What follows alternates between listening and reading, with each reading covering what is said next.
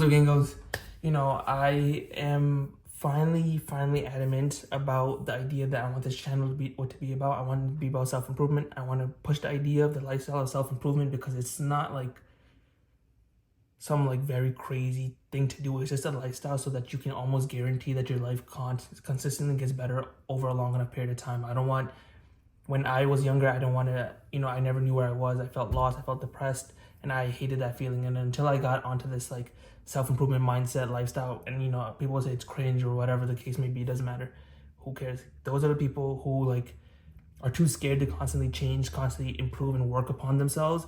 And then they, in like 5-10 years, they're like unhappily married, they're barely making enough to live, they're living paycheck to paycheck, and like, they're not the person they married aren't they don't even really like. It's like they start having all these little problems that it's like I don't want to have those problems.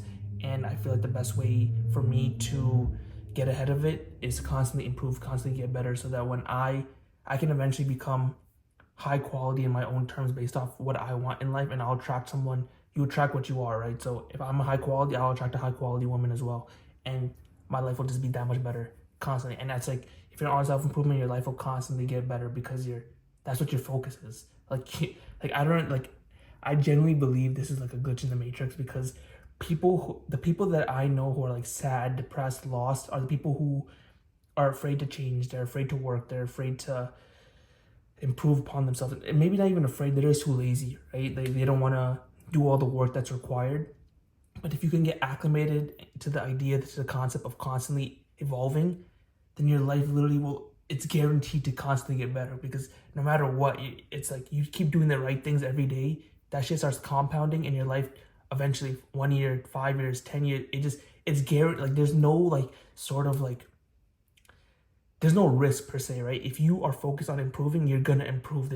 And with enough time, especially, like a part of self-improvement is having a long-term mindset, like delaying short-term gratification. That's like one of the key factors, like in terms of your mindset. So if you can delay short-term gratification, focus on improvement, how could you not improve? It's like going to the gym and you're like, okay, you know what? In a year, I'm gonna go to the gym every day for an hour. I'm gonna do weightlifting, I'm gonna do cardio. In a year from now, it's impossible, literally impossible. There's like 0% chance that you don't lose weight, that you don't put on muscle, right? And it's the same thing with life. If you can tell yourself that I'll constantly improve, I'll constantly focus on improving, I'll focus on learning, I'll focus on waking up early, I'll focus on working on my business, I'll focus on making content, I'll focus on this. Like, it's still, you can do self-improvement based on what you want and what will be fitting for you, but there's like typical things that like you would have to like look at, like personal development, learning, financials, stuff like that, right? But you can figure out your own. Even if you just look up self-improvement like sectors, they'll tell you there's a list, and people have different types of life. I've seen people who prioritize like relationships a little bit more than their health, or some people are a little bit more health than relationships, right? I'm more on the health side rather than relationships, and that's because of my own personal desires, right? I care a little bit more about looking and feeling good rather than having lots of friends or having like lots of acquaintances or whatever, right? But that's each to their own, right? And it doesn't, as long as you're focused on improving them, eventually you'll like start leaning towards the other sectors. So I focus on my health for a long time, and now I'm more so focused on like my relationships, right? Because it just naturally happens as you like, all of these sectors are kind of made upon like people. I don't know exactly like the history of it, but I'm assuming people looked at like successful people and saw what they focused on and made those things that they focus on so general that it can be applied to anyone. So if you can focus on those things, you'll be successful. You'll have the money, you'll have the freedom, you'll have the relationships, you'll have everything you want, right? Essentially, right? As long as you keep working towards it, right? And I feel like the best way for you to be on self-improvement, right? One of the key factors I learned, right, was to have certain inputs in your day-to-day. And I call them inputs. Some people call them habits, your routine. It's all the same thing, right? Inputs, I just say it like that because it's the things that I want to do on a day-to-day basis, or even on a weekly basis, right? So that my day-to-day inputs are like waking up around 8 a.m., right? Not snoozing. Every morning I drink water and I stretch. I don't use my phone or listen to music for the first hour or the majority of the morning. First hour guaranteed, right? And music, like when I drive to work or whatever, I don't listen to music because it's just too stimulating. And you'll start learning about all the like little weird tricks like stimulation and dopamine, and cortisol and all of these things, so you want to start controlling. These are just mine, right? And I'm not telling you to do all of these, but I'm just trying to give you like a broad example of what you can do, right? So no music, no music, no phone for the first hour or like the morning. So typically I don't even use my phone until like 1 o'clock. And like if I really need to, like maybe I'll use like camera or calculator or my notes or whatever, something that's a tool. I don't check my notifications, I don't check any other apps. I'll use it for just that thing and I'll turn it off, right? I don't use social media anymore. I cut off all my use for it because it was just a waste of time. Like being on Instagram, looking at other people's highlights and pictures, it did nothing for me. On Twitter, reading all these people's random thoughts, I was like, I'm reading. Why am I just not? I would rather be reading a book and actually learning proper things, and instead of just having like all these people's bullshit thoughts just be like, sprayed upon me, right? It just made no sense for me to constantly use it, so I cut it out. I don't go on TikTok because you'll see a really big trend right now is like the idea of doom scrolling, and it's like doom scrolling originated from the idea of like TikTok. You sit there and you're like scrolling. I'd remember like I would spend like 8-10 hours a day just on TikTok, where you're just like scrolling and then you literally tell yourself, oh, I should get off this app, I have stuff to do, and then it almost feels hard to do. It's like it's hard for you to close the app. It's weird as hell, right? So it's like you're just scrolling and scrolling. You can't close it, and then you start scrolling more and more, and then more time passes. You say, damn, I should really close it. And eventually you close the app because you get distracted, like someone's calling you or whatever. And then you just feel like this horrible feeling of like, especially what it is your dopamine coming down, it's regulating, right? So because you just spiked it with all this content, it has to eventually regulate, and that's what you feel. And so I hated that feeling, so I cut it out. I take a cold shower every morning. I wake up, I get out of bed, I take a cold shower. And then when I come back from the gym at night, I also take a cold shower. I try to write down my thoughts and what I'm thinking about every day, right? I find it very relaxing, right? Just like not even like on my phone or whatever. I really physically write it down. It helps me regulate my thoughts and my emotions.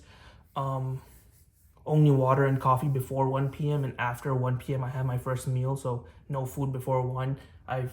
You'll see a lot of people talk about it, like food will literally make you lethargic. It'll make your brain a little bit slower, a little more foggy. So, and when I was fasting for the whole month, I realized my brain works and operates a lot faster when I don't have food within it, like food consumed.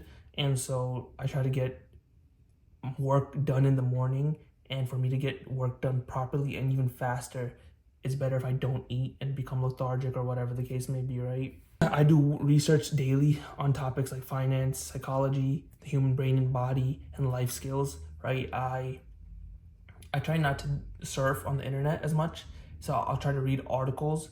That's one. And if I do have to read upon certain things that I need other people's insight on, I'll look on Reddit, but I don't surf on Reddit. Or so like if you ever go on Reddit or like Twitter or whatever, I don't use Twitter or nothing, but for Reddit, I found myself at first, like I would like scroll through and just like start reading everything that I'd see because there was so much like interesting topics. I stopped doing that completely. I can only do research based off things that I search upon myself, right? So I can't just like go on Reddit and be like, oh, this topic looks interesting. No, I have to look up, why does capitalism work? Why does discipline work? Like things of that nature, right? I have to look them up myself, or I can't read upon it. I go to the gym daily. Actually, I go to the gym now 5 days a week. I used to go daily, and this is a little embarrassing, but I do go for 3 hours a day. I go for 3 hours a day because, my workout I'm trying to cut down the time. That's why it's embarrassing. But it's like I have to stretch, warm up, and then I do like 40 minutes of like weightlifting, and then I do like 40 minutes of boxing, which I just recently picked up, which I really enjoy, and then I do 40 minutes of cardio Stairmaster, and then I do 15 minutes of the sauna. And you have all the friction in between and all the time in between where you're waiting for machines and you're sitting around, maybe you're resting, changing your clothes or whatever. So it's like all the little time adds up and ends up always being 3 hours, which I'm trying to cut down because I know I'm spending too much time there. I make content. I read a book every day for at least 30 minutes. I read during my cardio. So every day when I'm doing the 40 minutes of cardio, I also read. I learned Spanish through Duolingo. I play Duolingo while I'm in the sauna for 15 minutes. It takes me like 2-3 minutes. I try to control what I eat, and normally what I eat is just rice, because the food that you consume is so important, and I find the more things that I eat, the worse my stomach feels. And like, you know, if you start eating junk food, all the like that gym time I just spend is like feels like a waste. And like, you know, I stopped eating junk food, like food from like McDonald's, like fast food, all this bullshit, because I was like, I'm spending money on food and it doesn't taste that good anymore, and it's counterproductive to my gym. So I just stopped eating it and I just eat rice at home now. I journal every day and stuff like that. Just like, it's typical stuff that you would find anybody else that are like that's like in the space do. But you know, my journaling consists of me talking about what I did in my day to day, and I also include at the end 3 bullet points of what I'm grateful for, and it has to be different, specific things every day. And now I'm gonna start implementing things that I did in the day that was hard to do and things that were easy to do, because I want to get more comfortable with being uncomfortable so that I can embrace more and more change and growth, because I find myself doing things so often sometimes that I become complacent, and it gets harder to do things that I need to do that are hard to do. So that's the things that I'm changing. But you know, those are my inputs. If anything sounded interesting, things that you want to try, I would suggest any of them. But again, go at them slow. Make it as simple as you can. Don't go to the gym for 3 hours. Don't. If you're waking up at 1 p.m., don't try to wake up at 8 a.m. If you are, if you've never taken a cold shower, don't start, like, you know, blasting a cold shower. Like, ease into everything, making it as simple as possible. If you say, hey, you know what, the idea of fasting actually sounds kind of interesting. Hey, the idea of cold showers, I heard of that. You know, the gym sounds actually would probably be beneficial, especially because summer's right around the corner or whatever, right? Ease into them. Tell yourself to go to the gym for 15 minutes. Tell yourself to take a cold shower for 10 seconds. Fast until like an hour after you wake up or whatever, right? And don't just cut off all social media. It took me a while to cut it off. Like, just ease into everything. Make it as simple as you can. Make it doable, because the idea is for these things to be sustainable as long as you're doing them, right? It's not like oh, I just need to do this for 3 months. Oh, I just need to do it for 6 months. No, you want to do this shit for life type shit, right? And it's like, I don't plan on cutting social media out for life, but because I stopped using my phone in the morning, it also led me to cut out social media, because I was just using my phone less and less. So they kind of like balance each other or whatever. They helped each other out, which was kind of nice. But like I said, I don't know if I'm gonna cut out social media for the rest of my life, but because I have a better control of how I use my phone now, like I'll go on my phone, right? And I'm just like looking through it, and then I like go on like my email, and then I like check in my bank account, and then I check my portfolios, and then I'm like, damn, I have nothing else to do, right? Because I'm not using any of the social media apps, and I just put my phone away. And that also helped me reduce my screen time a lot. And so like they all kind of help each other out. But now if I felt like if I went on Instagram or whatever, I would be like, damn, this shit is kind of ass, and I would close it out and I would not even really use it. But as of right now, I don't really care to use Instagram. There's nothing on there for me, and for however long until I need it again for whatever reason it may be, I'm just not gonna use it. It's not very helpful. So like I said, ease into the things, start making these daily inputs, do it for a long enough period of time, and I'm telling you, you'll see how much better your life gets and how much more improves. And like all of these things fall into one of my sectors, whether it's financial, whether it's content, whether it's health, whether it's mindset. It's like all of these things feed into one of them. So that the sectors, I've made a video about this before, but all the sectors that I have, those are the inputs made based upon them, and they help one of the sectors. And because they're done daily, over like the micro is essentially the daily inputs, and the macro is the big sectors which improve over a long period of time. The daily is what you focus on in the day-to-day. Sounds complicated, but it really isn't. I feel like if you just focus on doing the right things every day over a long enough period of time, you will win in the end. And I'm telling you, we're all gonna fucking win in the end. Get on self-improvement, make it a lifestyle, and watch where in 5 years, 10 years, 15 years, our life is just gonna look drastically better. We're gonna evolve.